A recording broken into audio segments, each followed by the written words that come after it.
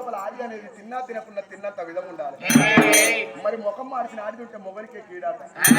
ఆడిది ఎక్కడో పుడుతుంది, మొగోడు ఎక్కడో పుడతాడు. పెళ్లి అనే 2 అక్షరాలు, తాళి అనే 2 అక్షరాలు, 3 ముళ్ళ బంధం, 7 అడుగుల అనుబంధం. మన ఎంపడి ఉండేది ఒక భార్య తప్ప ఇవ్వాలి కాదని జ్ఞానాలు చెప్పి పంపించింది.